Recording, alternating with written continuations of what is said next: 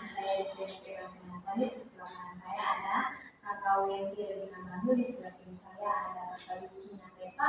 Kami dari kelompok 2 akan mempresentasikan hasil kerja kami dari jurnal yang berjudul Implementasi Metode Pembelajaran Interaktif dalam Meningkatkan Pemahaman Materi Pendidikan Agama Kristen yang ditulis oleh Cornelius Bulo, S. Elistati Teulang Banua, Yomatani Waru. Yang pertama ada pendahuluan. Pembelajaran pendidikan agama Kristen menjadi topik pembicaraan yang menekankan dimensi spiritual dan juga moral. Memiliki kekuatan untuk membentuk orang yang lebih baik dan membuat generasi berikutnya siap untuk mengambil peran yang bertanggung jawab dalam hidup. Fungsi pendidikan agama Kristen sebagai fasilitator pembelajaran adalah cara lain di mana nilai pendidikan agama Kristen ditunjukkan. Selain memberikan pengetahuan, guru juga bertindak sebagai mentor dan panutan bagi murid-murid mereka, bertugas untuk membantu siswa dalam memahami ide-ide Kristen dan menghubungkannya dalam kehidupan sehari-hari. Peran guru dalam pembelajaran interaktif adalah untuk mendukung pembelajaran siswa. Hadiah ini sebagian besar diberikan sambil mengembangkan keterampilan baru. Menurut Balen, siswa harus memperoleh kemampuan berpikir secara kritis, sosial, dan juga praktis. Ada 9 persyaratan yang harus dipenuhi oleh peserta didik untuk mendorong pembelajaran interaktif. Nah, dengan jurnal ini kita dapat membantu mengidentifikasi teknik pembelajaran interaktif, karakteristiknya, manfaat, dan juga kerugian dari menggunakannya. Nah, yang berikut ada pembelajaran interaktif. Pembelajaran interaktif ini dibagi menjadi 4. Yang pertama, belajar adalah proses mengembangkan emosi, kecerdasan, dan spiritual seseorang sehingga mereka termotivasi untuk belajar dengan sendiri. Ini termasuk membina kreativitas, nilai-nilai agama, dan kegiatan siswa melalui berbagai interaksi dan kesempatan pendidikan. Yang kedua, guru sering menggunakan strategi pembelajaran interaktif ini sebagai alat untuk pembelajaran saat menyampaikan materi instruksional. Yang ketiga, instruktur sangatlah penting dalam membina lingkungan belajar di mana dimensi siswa dapat terhubung satu dengan yang lain, dengan guru, dan dengan alat pembelajaran untuk membantu mereka memahami tujuan pembelajaran mereka.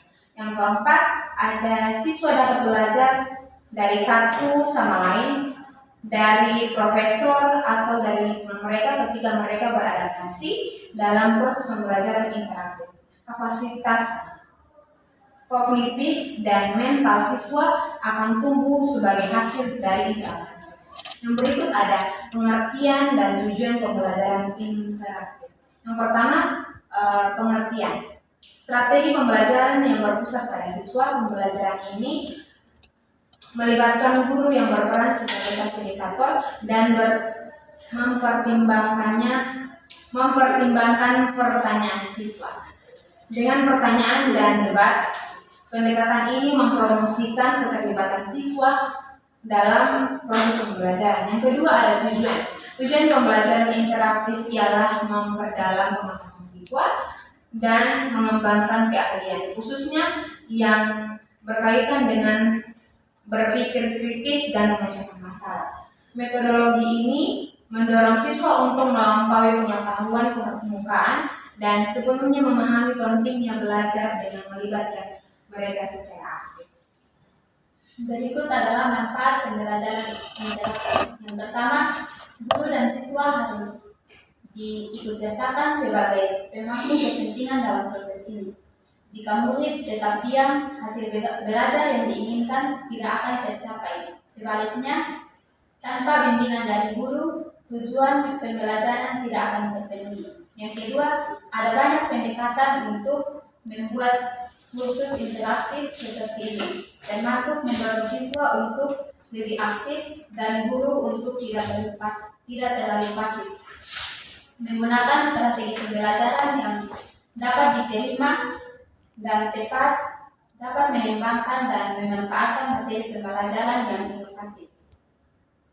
Ada beberapa keuntungan dari metode pembelajaran interaktif. Yang pertama, pendidik mungkin mulai dengan mengajak siswa untuk menjadi pemikir yang lebih kritis. Yang kedua, dengan pembelajaran interaktif ini dapat menginspirasi anak-anak untuk mengambil lebih banyak inisiatif. Yang ketiga, belajar adalah kegiatan yang menyenangkan, adalah normal bagi siswa yang tidak tertarik dengan pembelajaran yang diajarkan di sekolah.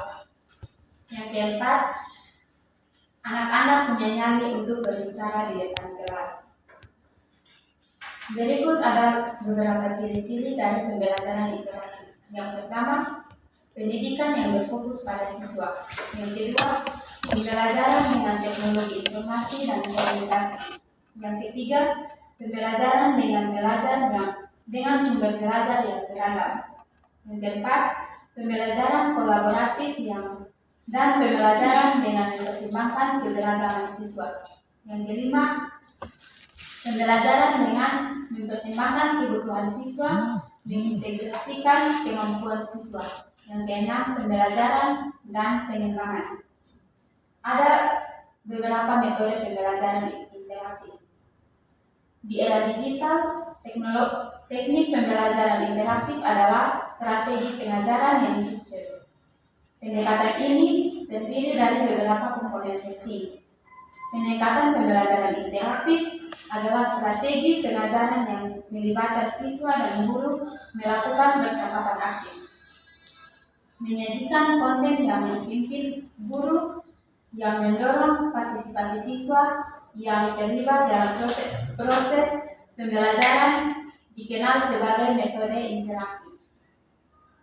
Ada berbagai kegiatan termasuk ceramah, diskusi, latihan, membentuk teknik pembelajaran interaktif sebagai pengganti pemecahan masalah, ketidakaktifan siswa, peneliti, mengkaji posisi guru dalam teknologi interaktif dengan mengintegrasikan ceramah dan percakapan interaktif dan percakapan ke dalam proses pembelajaran.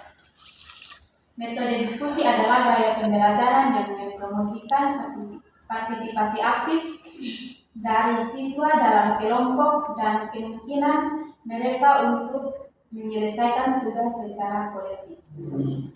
Model pembelajaran interaktif dalam pendidikan agama Kristen.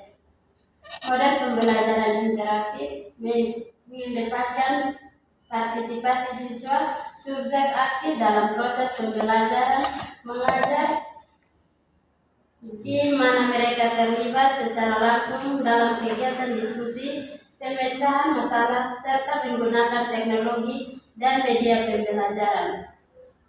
Model pembelajaran ini sangat relevan dalam pendidikan agama Kristen karena memenuhi siswa untuk tidak hanya memahami ajaran agama secara kognitif, tetapi juga menginternalisasi nilai-nilai spiritual yang dikerjakan.